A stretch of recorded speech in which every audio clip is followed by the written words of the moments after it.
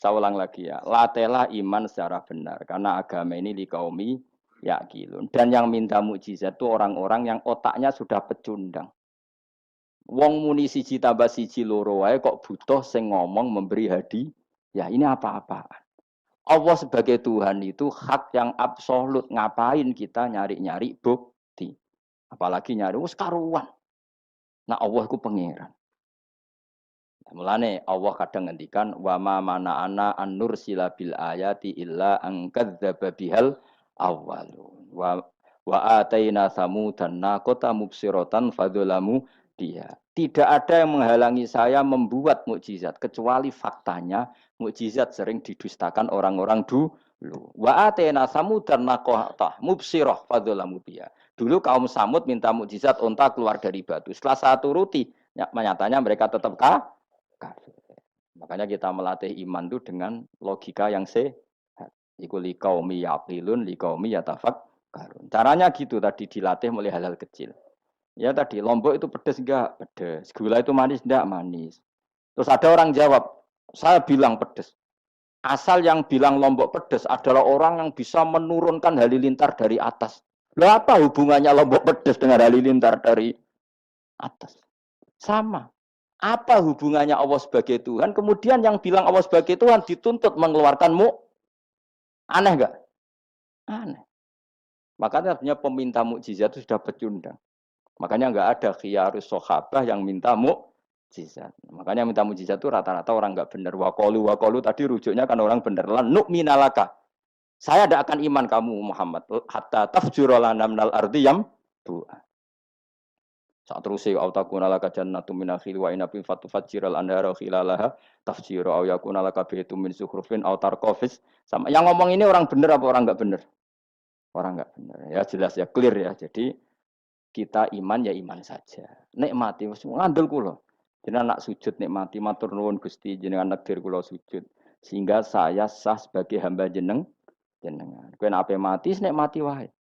Gusti kula wangsul teng jenengan zaman teng donya ya sing ngurusi jenengan, mengke setelah mati ya sing ngurusi jenengan. Zaman saya hidup ya enggak tahu cara ngurusi diri saya sendiri. Ketika saya hidup juga kita tidak pernah tahu bagaimana jantung bekerja, paru-paru bekerja. Yang ngelola roh ya enggak tahu. Zaman kita hidup yang jenengan kelola, setelah mati yang jenengan kelola. Sama saja Gusti, jenenge inna sholati wa nusuki wa mahyaya wa mamati lillahi rabbil alamin. Itu bagus. Terus mati, anak-anak eling ya nangis, bojomu ya sing nangis, sak kadari ya sudah selesai. Nak kowe tangisan Cina, nak disiksa mungkar nakir. Tapi nak kowe wong soleh tenan wali kan ketemu mungkar nakir damai, pengalaman baru. Terus dites mungkar nakir lulus, oh kumplot, wah kan keren. Bu swarga diame, napa? Lah sing jenis iki mbok tahlili ya kena, ora ya kena aman. Paham ya? Ojo malah debat tahlil hukume piye. Ya tahlil kalimat thayyibah hukumnya ya apik. Anak pitung dina tradisi Buddha ya pitung dinane tradisi Buddha kalimat tetap kalimat thayyibah. Tapi misalnya ana sing ora gelem tahlil ya ora apa-apa, sing penting tetep nglafadzno kalimat cuma ora seneng dinane pitu. Ya gawe 8.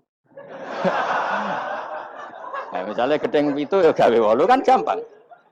Nah gedeng pitu, gedeng 8 ya gawe siji, sementing ora anti kalimat thayyibah, mau anti modele. Ya enggak apa-apa, kowe ya kudu cocok tidak cocok biasa. Ini ilmu, semuanya bebas. Ilmu itu wilayah pangeran. Artinya wilayah pangeran nanti yang uji itu kamu pangeran. Ngapain debat kamu sekarang? Kita sering kritik Wahabi, kita juga sering dikritik Wahabi. Biasa saja. Saya sering ketemu ulama Wahabi, saling menghormati nggak apa-apa. Meskipun saling kritik, ya gejol-gejolkan ya biasa. Nggak masalah. Orang alim mulai dulu kritik-kritikan biasa. Imam Syafi'i sama gurunya sering gejol-gejolkan. Pas atas nama orang alim ya gejol-gejolkan. Dulu itu Mbah Hasyim Asy'ari sering gejol-gejolkan sama Ki Fakih Mas Kumambang, sama-sama orang alim. Ya murid sama guru. Karena ilmu itu memang apa ya? Kayak iya kayak enggak. Nah, yang ilmu absolut pasti sepakat. Misalnya tadi, apa kalimat thayyibah itu selalu baik? Pasti selalu baik. Ya sudah. Nah, nanti cara kaifiyah melafatkan itu orang yang bisa berdebat. Baiknya dilafatkan kapan ya? Ya baik terus, tapi selalu ada pantangan, misalnya di kamar mandi. Saat jima misalnya. Itu kan pantangan-pantangan secara etika, apa? Pantangan-pantangan apa? Tapi kalau ilmu sebagai ilmu itu biasa dulu. ulama-ulama berbeda itu. Kalau gejol-gejolkan ya ulama dulu itu lucu. Misalnya sama tak beda ya, andai kan kamu jadi kiai. Kira rara-rasan jadi kiai. Baik mana anak-anak kecil di woro kamar wong tua apa dipisahkan. Andai kan kamu punya pondok, milih mana? Anak kecil disamakan kangkang besar apa dipisah? Mau jawab, milih nanti di warna apa dipisah? Dipisah. Nah, oke, Hen. Dipisah. Lu kakek sing dipisah. Ada yang bilang di warna. Kalau di warna itu memang kalau dipisah itu resikonya sing kecil mentali cilik terus. Mergo ora ono sing didik sing tua.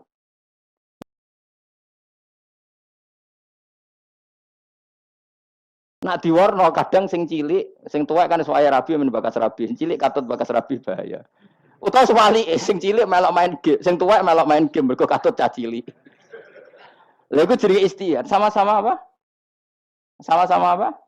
Mungkin. Sehingga dulu itu pernah ada wali itu karena sholat jamaah itu di soft akhir. Yang soft awal wali karena sering soft awal. Yang soft akhir ya ada yang jadi wali.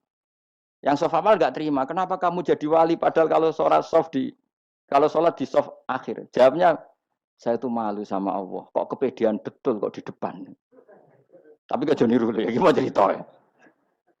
Cek pede nih. Enggak ngarep. Karena dia di belakang motifnya itu tidak males. Tapi motifnya itu apa? Tawaduk atau malu. Dia jadi wali. Nah, aku kan bergo males banyak. Atau moh roh imame tadi. Iku semari wali-wali. Sehingga ngarep kadang ambisi ngimami padha dene malah repot meneh. Jadi dulu ilmu itu biasa. Orang Maliki itu nak gojlok orang Hanafi itu yang entek ngame. Orang Hanafi kalau gojlok Imam Malik itu yang entek ngame. Ya biasa dulu itu ilmu ya biasa. Misalnya gini sampean tak bedhei. Ndak jawab saja jujur. Rasulullah itu puasa Senin Kamis selalu apa kadang-kadang dalam semua riwayat. Kadang-kadang. Sesuatu yang kadang-kadang dilakukan Rasulullah itu akan sunat terus apa sunatnya juga kadang-kadang. Ayo jawab saja. Wah, akeh sing sarap ya. Rasulullah itu puasa Senin Kamis itu kadang-kadang apa terus? Kadang-kadang. Ini sudah masih benar. Sesuatu yang pernah dilakukan Nabi kadang-kadang itu menjadi sunat terus apa sunatnya juga kadang-kadang? Terus. Nah, sekarang gitu. Sebetulnya hadis kunut itu semuanya sepakat. Rasulullah kunut itu ya ahyanan kadang-kadang. Nah, sesuatu yang pernah dilakukan Nabi kadang-kadang itu akan menjadi sunat terus ila yaumil. Maka Imam Syafi'i milih kunut terus. Abu Hanifah enggak. Bahaya kalau sunat kok dilakukan terus. Nanti dikira wajib. Sehingga Abu Hanifah tidak kunut. Dan itu ya biasa ketemu gejol. Imam Syafi'i kalau sholat di masjid Abu Hanifah itu tidak kunut. Ketika ditanya ikroman di hadal madhab, saya menghormati madhab. Orang Hanafi kalau main ke rumahnya Imam Syafi'i ya kunut ya biasa dulu. Sekarang kunut dan kunut jadi politik identitas. Ini kunut. Sebelah ini mesti. Enggak kunut sebelah yang dulu itu enggak. Saya sampai sekarang nggak pernah tahu kunut itu tradisi ormas mana. Sampai sekarang nggak ada tahu. Karena saya orang alim, tahunya kunut mazhab Syafi'i, nggak kunut mazhab Hanafi. Dan itu sebelum tahun 12 dan 26 mazhab itu. Tidak tahu tuh maknanya. Mazhab itu sebelum tahun 12 dan tahun 26. Jelas? Kok orang paham? Paham? Jadi dulu lama ya biasa perdebatannya gitu. Apakah sesuatu yang pernah dilakukan Nabi secara ahyanan itu sunat terus? Apa sunatnya juga ahyanan sekali tempo? Jawabannya apa? Terus. Tapi kalau terus bahaya nanti yang sunat dikira wajib. Nah yang berpikir gitu Abu Hanifah, yang berpikir terus Imam Syafi'i. Ya sudah akhirnya jadi seperti ini. Dulu itu nggak jadi politik identitas, saling menghormati. Imam Syafi'i itu Abu Hanifah sudah kabundut. Pernah sholat di masjid Abu Hanifah tidak kunut. Ketika ditanya, ikroman lihadzal madhab. Saya menghormati madhab ini. Nggak angen-angen nak kunut terus nggak dikira wajib. Orang-orang Hanafi kalau ke rumahnya Imam Syafi'i di komunitasnya juga kunut. Ya sudah biasa dulu seperti itu. Makanya kita ini harus ngaji. Dulu itu biasa ulama gejol-gejolkan perkara madhab. Kayak yang saya contohkan tadi. Orang yang membatalkan puasa lewat jima itu kan sanksinya berat. Sanksi ini karena jima, apa karena hadku hormati Ramadan biwiri usrin syar'iyin, merusak kehormatan Ramadan tanpa uzur syara. Cara Imam Malik karena merusak Ramadan tanpa uzur syara sehingga gak jima pun hukumnya sama. Yaitu misalnya makan tanpa uzur, ya hukumnya sama. Kenapa sama? Jima istri hukumnya apa? Halal apa haram?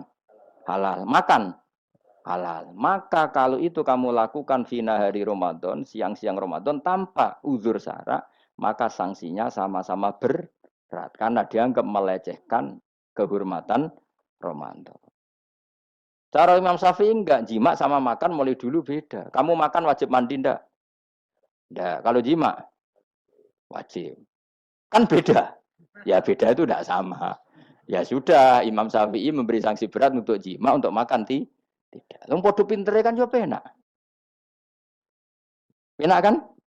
Sing ora penak iku padha gobloke, padha sok pintere. Lah iku debate ra barbar iku. Padha gobloke, nak debat padha sok pintere. Wis naudzubillah min dzalik. Kulo nek debate wong malah kudu guyu. Malah melok goblok, ngrungokno tok malah melok goblok. Wong debat agama kok gak ono referensi, ra ono kitabe. Amen muni menurut saya. Memangnya Anda penting dalam wali ora, ulama ora kok debat agama muni menurut. Memangnya Anda mujtahid? Kudune gak menurut kitab yang saya baca dalam mazhab Syafi'i kitabnya ini begini. Sing sitok bantah dalam mazhab Maliki kitabnya ini. Wah itu keren. Aku teko ning majelis. Debat menurut saya, emangnya Anda siapa? Nabi ndak, wali ndak, ulama ndak? Kok mau agama menurut Anda? Wis wargane ora mesti kok ape.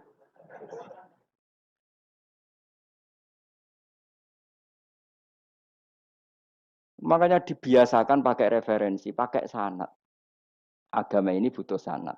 Inna hadzal ilma dinun fangzuru amman ta'khuduna dinakum. Lihat di Muqaddimah Sahih Muslim. Agama ini ilmu, ilmu ini agama. Maka lihatlah ilmu itu kamu ambil dari Dari mana? Karena tanpa sanad ini bahaya. Bahayanya tadi, misalnya begini. Ada orang alim soleh berteman orang kafir. Atau berteman orang fasik. Atau berteman perempuan cantik. Dia alim loh, alim soleh saya ulang lagi. Ada orang alim soleh berteman perempuan cantik atau orang fasik atau orang kafir. Pasti di hatinya satu. Wong ayu nak dikancani wong fasik, engkau malah melakukan hal-hal yang tidak terpuji. Nak dikancani wong alim, syaratnya soleh, saya ulang lagi. Dibina, dijak ngaji, diarahkan yang benar, terus dinikahkan sama orang soleh. Ternyata pertemanannya hanya proses ngantar wong ayu tadi baik dan bernikah sama orang soleh. Berteman orang kafir ya dia mengajarkan hujah-hujah argumentasi Islam. Jika suatu saat berharap menjadi Islam.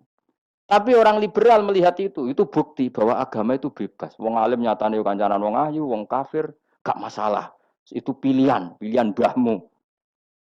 Ini beda sama-sama cara zahir kancanan orang fasik, tapi asal orang soleh itu motifnya itu beda. Saya misalnya orang kaya, ada ulama kaya, itu senengannya blonjo. Sampai bojone itu marah-marah. Saking parahnya ulama ini, kebetulan keluarga saya, ini anaknya mulai anaknya kon golek utangan. Padahal nilai anaknya pertama berangkat dari rumah itu bawa uang, mau ngirimi anaknya di sarang. Itu orang Jawa Timur, kiai alim. Roh bakul kacang ning bis gak mentolo ditukoni. Roh bakul mainan saake wong tuwek Pak ditukoni. Walhasil dok sarang duwe entek. Tapi gowo mainan, gowo kacang putu-putu. Saake jare. Sama-sama belanja. Dek ini niatnya nyebar rahmati Allah. Yo saya pernah ngalami itu, meskipun tidak ada skala yang ekstrim itu. Saya sampai sekarang anak saya mulai TK, SD tak sangoni terus. Kadang beli jajan yang dia sama sekali gak doyan. Dulu ibunya yang marah sebelum ora dipangan kok dituku Gus. Ya masih ora dipangan bakule tetap seneng. Butuhe bakule ku payu ora kok dipangan ta ora. Tapi utek-utek medhit ini kan pikirannya kan. Nara dipangan aja tuku ya sakake bakule ndonga supaya laris. Lah duit 5.000 bagi kita kan ndak penting wis bentek. Ben manfaati bakul-bakul. Karena orang kadang dikasih itu malu loh karena ndak diharga diri. Tapi kalau lewat jual beli kan senang. Ya banyak ulama yang gitu, boros tapi niatnya menyebar roh. Asal orang soleh itu baik-baik saja. Orang soleh melete. Wah duitku akeh, tenang wae. Cara dohir melete. Ternyata ngenakno sing dikai ben ora perasaan. Nah misalnya wong soleh terus sopan. Duitku pas-pasan tak pangan sesuk wae ora ono. Sing dikai ya sungkan le dul-dul. Maka wong soleh kudu melete ben sing dikai ora sungkan. Bar ngekek duit wong 100.000. Lah iya lanjuran duitmu akeh ora iso tak hitung ning omah. Ijek karungan. Lah kok karungan piye? Dhuwit saya kerja kok karung gak sak. Butuh wae ngenakno sing digawe apa?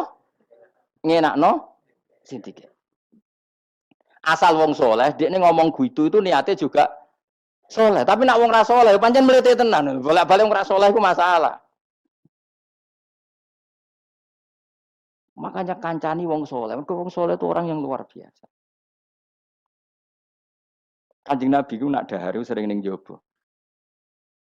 Ya biasa. Ketok wong akeh. Karena Nabi gak ada kepentingan beliau jadi nabi setelah Nabi Isa alaihi salam yang saking sakralnya, saking priainya malah kebablasan dianggap sebagai anak Tuhan. Maka Nabi ngetokno kemanusiaan ini. Bahkan kalau dahar itu sering di luar. Gue ngetokno nak Nabi itu dahar sebagai umumnya kayak apa orang soleh. Lho kula nate berusaha khusyuk, khusyuk iku meneng. Malah ngipi kuwi elek. Mergo aku ora meneng wae wibawa, nak meneng malah buyute wibawa. Akhire wong rawani takok agama. Nak ana ora takok agama terus takok wong liya, takok rugi malah ra karu-karuan. Tapi baru kayak aku sering guyon gejlokan orang berani tanya. Baru kayak berani tanya, ilmu dikembalikan pada ahlinya. Jadi wong soleh ku ngomong terus yo barokah, saenak yo barokah, asal dekne soleh alim, barokah terus. Tapi nak wong ra soleh, goblok mbok meneng ben wibawa. Nah ibadah anggap wali terus akeh sing sowan. Innalillahi wa inna ilaihi rajiun. Aneh-aneh wae. Modus iku jenenge apa? Lho iya, kaya kasus di Probolinggo, andai kan wong era jubahan iku ora ono sing percaya. Dia dipercaya karena modus apa? Kesalehan. Umpama ndekne nganggo kathok seprapat terus pahpoh ning pasar, ayo aku bisa gadakan uang, percaya to ora? Baru kayak jubahan, ibu-ibu soleh. Maka sarana kesalehan ini kalau di mata orang nggak soleh, di tangan orang nggak soleh itu makanya kata ulama, kata Imam Haromen, kena alim, urip biasa wae. Aja sampai kowe terlalu khusyuk terus nak ngomong dindel, padahal keliru ngomongmu iku. Mergo anti el. Wes bener kok sampean ini bener. Ora alim wis sepeda motor ya sampai dang-dang sampai rokokan itu wis bener. Kowe ada bebo khusyuk malah bahaya. Dikira ahlul ilmi jebule gloyor napa. Mulane kan apa mlete tak anggap pinter ini. Menutupi apa. Wis pokoke terusno dhewe. Jadi itu ada aturannya.